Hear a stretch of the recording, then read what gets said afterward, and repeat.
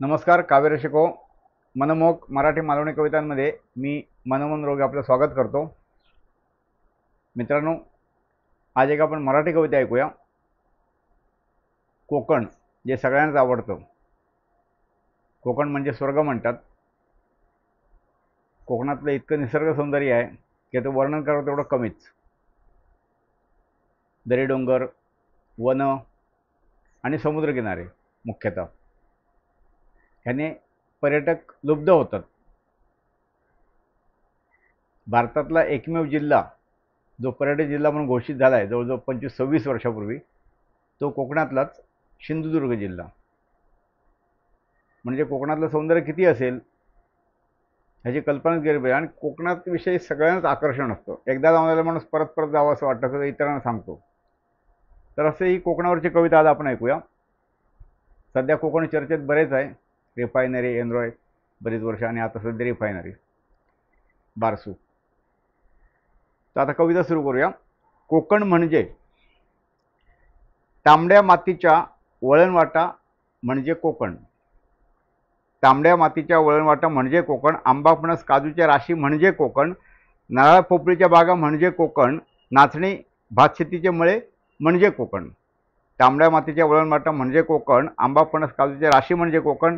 नारळ पोपळीच्या बागा म्हणजे कोकण। नाचणी भातशेतीचे मळे म्हणजे कोकण। रुपेरी वाळूचे सागर किनारे म्हणजे कोकण। रुपेरी वाळूंचे सागर किनारे म्हणजे कोकण। सागराच्या लाटांची गाज म्हणजे कोकण। खळखळत वाहणाऱ्या नद्या म्हणजे कोकण।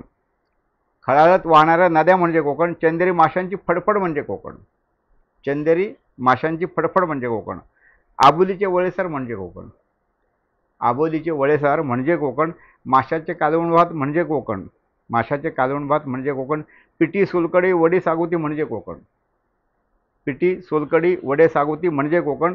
नाना तऱ्हेच्या पोळ्या म्हणजे कोकण। होळी शिमग्याचा उत्सव म्हणजे कोकण। होळी शिमग्याचा उत्सव म्हणजे कोकण। घराघरात गणपतीचा सण म्हणजे कोकण। गावागावात नाटकांची रेलचेल म्हणजे कोकण।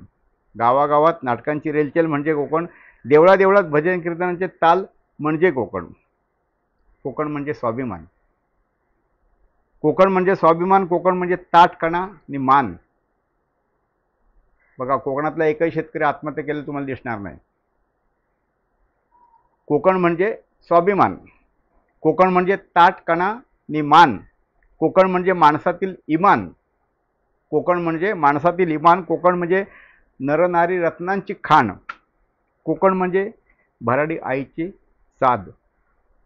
कोकण म्हणजे भराडी आईची साध। अंगणेवाडी जत्रा असते तीच भराडी आई। कोकण म्हणजे भराडी आईची साध। कोकण म्हणजे श्री कुणकेश्वराचा प्रसाद। कोकण म्हणजे श्री रामेश्वराचा आशीर्वाद। कोकण म्हणजे श्री रामेश्वराचा आशीर्वाद। कोकण म्हणजे गणपतीपुळेची याद। कोकण म्हणजे शिवरायांची राजधानी। रायगड कोकणातच आहे। कोकण म्हणजे शिवरायांची राजधानी। कोकण म्हणजे सिंधुदुर्ग मालवणी। कोकण म्हणजे दरी डोंगरांची फणी। कोकण म्हणजे दरी डोंगरांची फणी। कोकण म्हणजे मायबोलीतली गाणी। कोकण म्हणजे परशुरामांचा बाण। कोकण म्हणजे परशुरामांचा बाण। कोकण म्हणजे शिवछत्रपतींची आण। कोकण म्हणजे महाराष्ट्राची जान। कोकण म्हणजे महाराष्ट्राची जान। आणि कोकण म्हणजे भारताची शान। कोकण म्हणजे भारताची शान। तर अशी कविता आहे कोकण वर्णन करणारी, कोकणाचं महत्त्व सांगणारी। आणि आत्ता आपण बघतोय हल्ली जे आंदोलन पेटलंय बारसूवरून, रिफायनरीवरून, कवितेचा तो विषय नाही आहे। कविता कोकणावरची आहे। आणि आता हे सगळं जे प्रकरण पेटलं आहे म्हणून दोन शब्द बोलावेसे वाटतात। कारण मी असंही वृत्तपत्र लेखक आहे, वर्तमानपत्रात नेहमीच लिहितो। त्यात वेगळे विषय घेतो। राजकारण असू दे, समाजकारण असू दे, किंवा समाजात ज्या घडणाऱ्या घटना असतात त्या कोणत्याही। म्हणून स्पष्ट बोलावंसं वाटतं की हे उद्योग मोठमोठे, रिफायनरी असू दे, आणखी कुठले उद्योग असू दे, हे तर माणसांना हवेच आहेत। त्याशिवाय आपल्या गरजा पूर्णच होणार नाहीत। पण आपल्याला जवळजवळ 750 किलोमीटरचा कोकणाचा समुद्रकिनारा लाभला आहे। आणि आपल्यापेक्षा मोठा गुजरातला आहे, जवळजवळ 1200 किलोमीटर आहे। आता असं सांगतात समर्थक रिफायनरीचे की गुजरातमध्ये 4 प्रकल्प आहेत, तरी पण गुजरात समृद्ध आहे। चांगली गोष्ट आहे। पण मित्रांनो, मला अशी एक म्हणजे शंका वाटते किंवा विचार असं वाटतं की गुजरात जर 1200 किलोमीटर समुद्रकिनारा आहे, आपल्याकडे 750 किलोमीटर समुद्रकिनारा आहे, तर कोकणातले सगळे समुद्रकिनारे प्रसिद्ध आहेत. तारकर्लीसारखा समुद्रकिनारा जो भारतातला सर्वोत्तम समुद्रकिनारा ठरला आहे. आत्ता आपला भारताचा सगळ्यात लाडका क्रिकेटपटू, क्रिकेटचा देव ज्याला म्हणतात, आणि भारतातून सचिन तेंडुलकर, तो आपला 50वा वाढदिवस साजरा करायला तळ कोकणात गेला. तिथे त्याने तो वाढदिवस साजरा केला आणि तेव्हा त्याने स्पष्ट कबुली दिली की मी अख्खं जग फिरलो, पण कोकणासारखं इथलं जे निसर्ग सौंदर्य आहे तसं सौंदर्य कुठे नाही. निसर्ग सौंदर्य मग हे निसर्ग सौंदर्य आपण बनवलं आहे का? हे निसर्गाने दिलेलं आपलं वरदान आहे आणि ते बघायला जगभरातले पर्यटक येतात.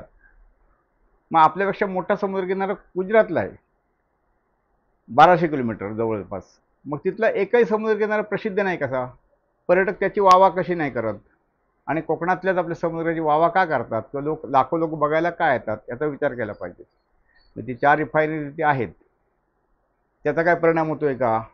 किंवा गुजरात सरकारसुद्धा आपल्या वाळवंटाची, कच्छच्या जाहिरात करते किंवा गिरी पर्वतांची करते, गिरी जंगल जे आहे त्याची, पण कधी समुद्रकिनारी जाहिरात करत नाहीत. असं का?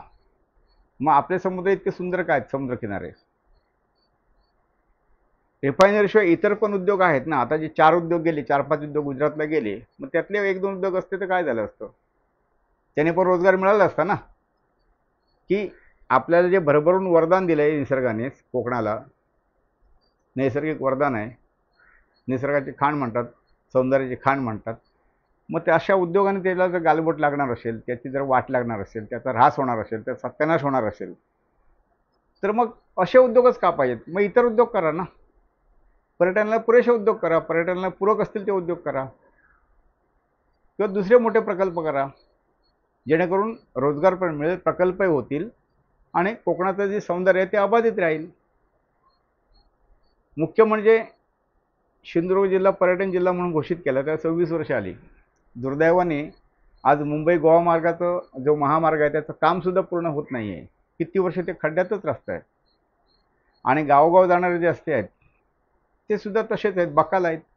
म्हणजे पर्यटकांना साजेसे ते नाही आहेत ना. ते करा, पर्यटक येतील, पर्यटकांना सोयीसुविधा होतील, असं काम करा ना. आता काही लोक म्हणतात की तुम्ही जागा देत नाही रस्त्यांना.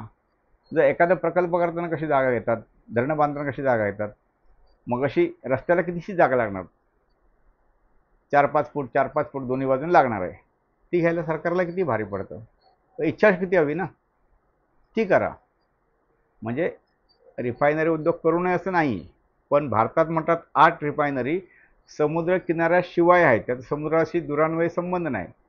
मग इथे जे समुद्रकिनारे चांगले स्वच्छ समुद्रकिनारे सुंदर आहेत, जे आपण बनवू शकत नाही, निसर्गाने आपल्याला दिलेले आहेत, तेच जर उद्ध्वस्त होणार, ऱ्हास होणार असेल त्याचा, तर इथे तोच उद्योग हवा. इतका आग्रह, दुराग्रह का? अशी एक शंका येते.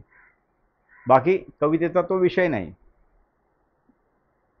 प्रकल्प ते तिथे व्हावात की नाही रिफायनरी, पण आता या कोकणातली कविता घेतली, विषय आला आणि माझा तो स्वभाव आहे किंवा पिंड आहे या विषयावर व्यक्त होणं, म्हणून झालो. व तुम्हाला ही कविता कशी वाटली ते नक्की कळवा. आवडली तर लाईक करा, तुमचं मत मांडा. अगदी ते रिफायनरीवर मांडलात तरी चालेल, कवितेवर नक्कीच मांडा आणि तुमच्या मित्रमंडळीने ही कविता शेअर करा. आता पुढच्या कवितेला आपण भेटू 19 तारीखला एक खास कविता घेऊन. खास अशासाठी की तो माझ्या आयुष्यातला पण खास दिवस आहेच. शिवाय दुसरी गोष्ट म्हणजे त्या दिवशी जी आपण कविता सादर करणार आहोत ती कविता मालवणी आहे. शिवाय ती ह्या चॅनलची 200वी कविता आहे. तेव्हा परत भेटूया आपण 19 मेला. नक्की भेटू. धन्यवाद.